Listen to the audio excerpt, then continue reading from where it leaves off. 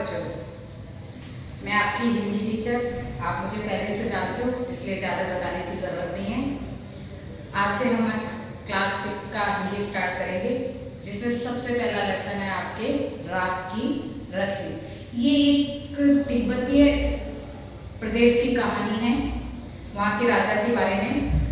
तो थोड़े से नाम इसमें मुश्किल हैं, लेकिन कोई भी चीज़ मुश्किल, मैंने पहले भी आपको बताया कि मुश्किल चीज़ हमें सबसे पहले सीखनी होती है और अच्छे से सीखनी होती है। लोनपोगा तिब्बत के 32वें राजा सोनगावसेन गापो के मंत्री थे। गापो एक जगह है, वहाँ के मंत्री थे लोनपोगा, और वहाँ के राजा का नाम था सोनगावसेन।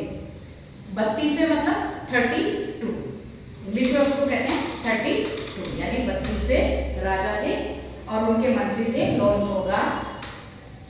वे अपनी चालाकी और हाजिर जवाबी के लिए दूर दूर तक मशहूर थे। हाजिर जवाबी मतलब, देखो मैंने यहाँ लिखा हुआ, हाजिर जवाबी मतलब तुरंत जवाब देने वाला। जैसे किसी ने क्वेश्चन पूछा और फटाफट आंसर देते ना हम लोग, वो कहलाता है हाजिर जवाब। और इसके लिए वो दूर दूर तक, यानी अपने गांव के अलावा भी और जगहों पर भी मशहूर थे। कोई उनके सामने टिकता न था। उनके सामने टिकता नहीं मतलब कोई भी उनके जैसा इतना हाजिर जवाब आदमी नहीं था, इसलिए वो इसके लिए दूर दूर तक मशहूर थे। चैन से जिंदगी चल रही थी, चैन से जिंदगी चल रही थी, आराम से उनकी जिंदगी कट रही थी। मगर जब से उनका बेटा बड़ा हुआ, उनके लिए चिंता का विषय बना हुआ था। अब देखो आगे देखते हैं कैसे उनका बेटा उनके लिए चिंता का विषय बना हुआ था। क्योंकि वो बहुत भोला था, अपने पापा की तरह वो होशियार और चतुर नहीं था, वो बहुत ही भोला था। इसलिए लोनपोगा को हमेशा चिंता रहती थी। वो सोचा करते थे कि मेरा बेटा इतना सीधा साधा और भोला भाला है, तो इसका काम कैसे चलेगा मेरे बाद। अभी तो मैं हूँ, लेकिन मेरे बाद इसका काम कैसे चलेगा। इसलिए उनको हमेशा अपने बेटे को लेकर चिंता बनी रहती थी। एक दिन लोनपोगा ने अपने बेटे को 100 भेड़े देते हुए कहा, तुम इन्हें लेकर शहर जाओ, मगर इन्हें मारना या बेचना नहीं। ना तो इन भेड़ों को मारना है आपको, ना ही इनको बेचना है। लेकिन जब वापस आओगे तो 100 जौ के बोरे साथ में आपको लेके आने हैं शहर से, वरना मैं तुम्हें घर में घुसने, अगर तुम 100 बोरे नहीं लेके आए जौ के, तो मैं आपको घर में नहीं घुसने दूंगा। ऐसा उन्होंने कहा और शहर की तरफ भेज दिया। रवाना करना मतलब शहर की तरफ भेज दिया उनको। लोनपोगा का बेटा शहर पहुंच गया, मगर इतने बोरे जौ खरीदने के लिए उसके पास रुपए तो थे नहीं। अब वो सोचने लगा, सोच विचार करने लगा कि भाई ये तो बहुत बड़ी समस्या आ गई, मेरे पास तो खाली भेड़े हैं, इतने सारे जौ के बोरे खरीदने के लिए मेरे पास तो पैसे नहीं हैं। और वो बहुत दुखी हो गया। तभी वहाँ उसके सामने एक लड़की आई जो शहर की थी। उसने आकर उससे पूछा कि भाई तुम इतने दुखी क्यों बैठे हुए हो। तो उसने कहा कि उसने जो भी उसके पिताजी ने उसको कहा था कि ये भेड़े लेके जाओ और 100 बोरे जौ के लेके आओ, वो सारी बातें उसने उस लड़की को बता दी। तो लड़की बोली, इससे इतना परेशान होने की तुम्हें क्या जरूरत है, इतने दुखी होकर क्यों बैठे हो किसी बात के लिए, मैं इसका हल अभी तुरंत निकाल देती हूँ। हल मतलब समाधान, कोई भी चीज का समाधान निकालना हल कहलाता है। तो हमें फटाफट निकाल देती हूँ मैं तुम्हारी इस समस्या का हल। इतना कहकर लड़की ने भेड़ों के बाल उतारे, वो उन्हें बाजार में बेच दिया। अब पता है ना, आप जो गर्म कपड़े पहनते हो उसकी जो वूल बनती है वो भेड़ों से ही बनती है, भेड़ों के बाल से। लड़की समझदार थी, तेज थी, उसने फटाफट क्या किए, जितनी भेड़ें थी उसके पास सारे बाल उनके कट किए और सारे बाजार में बेच दिए। और उसके बेचने से जो पैसे मिले उनसे बाजार में जाकर 100 बोरे जौ के खरीद लिए और उस लड़के को दे दिए। लड़का खुश हुआ, उसको लगा कि आप इतने मैं लेके जाऊंगा तो मेरे पिताजी बहुत खुश होंगे और मुझे शाबाशी देंगे। मगर जब वो घर पहुंचा और उसने अपनी आप बीती जो उसके साथ हुआ शहर में, वो सारी बातें जब उसने बताई अपने पिताजी लोनपोगा को, तो वो उन्होंने कोई ध्यान नहीं दिया, वो खुश नहीं हुए और उठकर अपने कमरे से बाहर चले गए। दूसरे दिन उन्होंने अपने बेटे को बुलाकर कहा, पिछली बार भेड़ों के बाल उतार कर बेचना मुझे जरा भी पसंद नहीं आया था। क्यों नहीं पसंद आया था? क्योंकि वो उसका खुद का दिमाग नहीं लगाया था उसने, बल्कि बल्कि उस लड़की ने उसकी सहायता की, जबकि लोन पोगार क्या चाहते थे कि उनका बेटा अपने दिमाग को काम में लेकर वो खुद लेके आए अपनी समाधान करके 100 बोरे के। लेकिन उसने ऐसा नहीं किया, उसकी मदद तो उस लड़की ने कर दी, तो लड़के का तो इसमें कोई योगदान ही नहीं था, इसलिए वो खुश नहीं है। तो उन्होंने दूसरे दिन फिर कहा लड़कों को कि ये बड़े लेकर जाओ और उनके साथ जो के 100 बोरे लेकर ही वापस लौटना।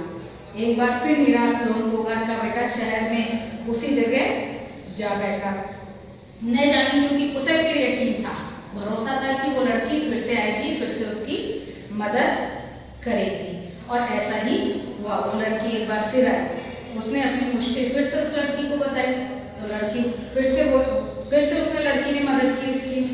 अब तो बिना, और उसने कहा कि अब तो मेरे पिताजी बिल्कुल भी नहीं घुसने देंगे मुझे बिना 100 बोरे ले जाए जो के, तो अब मैं क्या करूँ। तो लड़की ने फिर सोचा, फिर उसको एक तरीका बताया कि अब की बार, पिछली बार हमने क्या काटे थे, उसके बाल काट के बेचे थे, अब की बार उसने भेड़ों के सींग काटे और उन सींगों को बाजार में बेच दिया और उनसे जो रुपए मिले उनसे जो के 100 बोरे खरीदे और वो भी भेज दिए। वो लेकर वापस खुशी खुशी अपने महल में पहुंचा, लेकिन फिर से लोन पोगार खुश नहीं हुए। वो उसकी कहानी सुनी तो सही उन्होंने, लेकिन वो खुश नहीं हुए। उन्होंने एक और बात बोली कि अब की तुम जो वो लड़की है उससे कहना कि मुझे राख की रस्सी लाके दे बनाकर, और वो कितनी लंबी होनी चाहिए, 9 हाथ लंबी। 9 हाथ जैसे हम लोग आते हैं ना 1 मीटर ऐसे करके, तो मतलब इतनी लंबी, इस तरह के 9 हाथ लंबी वो होनी चाहिए और राख से बनी हुई रस्सी होनी चाहिए। लोन पोगार ने उससे कहा, तो वो लड़का फिर पहुंचा और उसने सारी जो जितनी शर्तें थी अपने पिताजी की उस लड़की को बताई। लड़की ने कहा ठीक है, मैं ये कर दूंगी। लोन पोगार तो सोच रहा था कि है ना वो लड़की रस्सी नहीं बना पाएगी 9 हाथ लंबी, लेकिन लड़की ने ये शर्त रखी थी लोन पोगार के आगे कि वो रस्सी बना के देगी और उसके पिताजी को वो उठानी पड़ेगी अपने हाथ से। तो उसके पिताजी ने हाँ शर्त मान ली। उन्होंने सोचा कि वो रस्सी कैसे बनाएगी, राख की रस्सी तो बना नहीं पाएगी, और जब बना नहीं पाएगी तो मुझे उठानी भी नहीं पड़ेगी। अगले दिन लड़की ने 9 हाथ लंबी रस्सी ली और महल में पहुंच गई। उसने अब बनाई कैसी थी, उसने क्या किया कि जो वो सिल होती है जिसमें हम लोग चटनी वगैरह मम्मी पीसती है खाते हैं, वो वाली सिल होती है, उसके ऊपर एक रस्सी रखी गोल करके उसकी सूत की, और उसको उसने रस्सी को जला दिया। जलाने के बाद क्या हुआ कि वो राख ही रह गई उस रस्सी की ऐसे ही, और वो ऐसे की ऐसे ही वो पत्थर उठाकर वहाँ पर पहुँच गई। और उसने लोन पोगार को बोला कि आप ये रस्सी पहनो। तो लोन पोगार बड़े चकित रह गए, बोले कि ये तो पहनना तो दूर, इसको तो मैं छू भी नहीं सकता, छूते ही ये तो पूरी फैल जाएगी, मैं कैसे उठाऊंगा। लड़की की समझदारी देख के लोन पोगार आश्चर्यचकित रह गए, और जो लोन पोगार की चालाकी थी ना वो धरी की धरी रह गई, क्योंकि लोन पोगार अपने आप किसके लिए जाने जाते थे, अपनी हाजी जवाब, अपनी चालाकी चतुराई के लिए ही वो जाने जाते थे। लेकिन लड़की की चतुराई के आगे उनकी भी चालाकी और समझदारी धरी की धरी रह गई। और लोन पोगार ने उस लड़की के आगे प्रस्ताव रखा कि वो उसके बेटे के साथ शादी कर ले। उसने वो प्रस्ताव मान लिया और लोन पोगार ने धूमधाम से उन दोनों की शादी करवा दी, और इस तरह से उन दोनों की शादी हो गई। Thank you. अब बच्चों देखते हैं इसमें जितने भी कठिन शब्द आए थे उनके अर्थ देखते हैं। शब्दार्थ का मतलब होता है कि इसका मतलब वही होना, ये जो हम निशान लगाते हैं बराबर का इसीलिए लगाते हैं, मैथ्स में लगाते हैं 2 × 2 = 2, वैसे ही ये है कि उसका मतलब 4, यानी 2 और 2 का मतलब 4, सेम है, वो एक ही चीज है। ऐसे इसमें हाजिर जवाब का मतलब जो इधर लिखा हुआ वो सेम ही होता है, चाहे ये शब्द बोलो चाहे ये वाला बोलो, दोनों का मीनिंग एक ही होता है, इसलिए इसमें ये वाला चिन्ह लगाते हैं। हाजिर जवाब, तुरंत जवाब देने क्वेश्चन पूछते ही तुरंत फटाफट आंसर देना उसका, वो कहलाता है हाजिर जवाब। जैसे मैंने कोई भी क्वेश्चन पूछा और 2-3 बच्चे ऐसे होते हैं ना, फटाफट आंसर देते हैं कि मैम ये होगा इसका आंसर, तो वो इसका मतलब होता है समस्या, कठिनाई।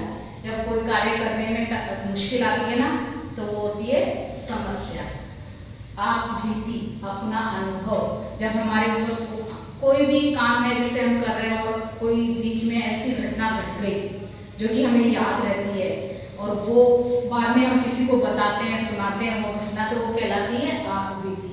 यानी जब आपके ऊपर वो घटना घटी तो आपसे उसे क्या मिला, एक सीख मिलती है कि हाँ ये हमने अच्छा किया तो हमें आगे ऐसे करना चाहिए, और गलत हुआ तो इससे हम सीखते हैं कि हाँ हमें ये ऐसा नहीं करना चाहिए, तो वो कहलाती है आप बीती। यकीन यानी विश्वास, किसी के ऊपर भरोसा करना या विश्वास करना यकीन कहलाता है। विजयी भाव, जीतने का भाव, यानी जब आप जीतते हो खुशी मिलती है और खुश होके एक मतलब अलग ही आपके चेहरे पे मुस्कान खिल जाता है चेहरा, तो वो भाव कहलाते हैं आपके जीतने के भाव। असंभव, असंभव यानी मुश्किल, जो काम हो ही नहीं सकता, नामुमकिन, बिल्कुल कर ही नहीं सकते, वो कहलाता है असंभव। चकित, चकित मतलब हैरान, जब कोई ऐसी चीज देख लेते हो जो आपने कभी नहीं देखी और आपके लिए नई होती है बिल्कुल, तो आप देखते हो सरप्राइज हो जाते हो, एकदम देख के हैरान हो जाते हो, तो वो कहलाता है चकित। संदेश यानी समाचार, किसी को कोई किसी के द्वारा किसी को पहुंचाना समाचार, वो कहलाता है संदेश। होशियार यानी बुद्धिमान। प्रस्ताव, सुझाव देना किसी को, किसी चीज का प्रस्ताव रखना कि ये ऐसा, मैं ऐसा, आप ऐसा करोगे तो मैं आपको ये चीज दूंगा, या ऐसा करने पर ऐसा आपके साथ हो जाएगा, तो ये क्या होता है, एक प्रस्ताव होता है, उसको सुझाव दिया जाता है किसी चीज के लिए, आप ये काम ऐसे नहीं करके आप ऐसे कर लो, तो वो कहलाता है सुझाव। मंजूर यानी मान लेना, आपको कोई बात कह रहा है उसको आप मान लेते हो तो कहलाता है मंजूर यानी मान लेना। अब ये वाले तो शब्दार्थ आपको फेयर नहीं करने बच्चों, और उसके बाद इसके क्वेश्चन आंसर है उसकी PDF में आपको भेजूंगी, वो भी आपको फेयर कॉपी में ही नोटबुक में करनी है, ये फेयर वर्क ही करना है आपको बिल्कुल सारा काम। थैंक यू बच्चों।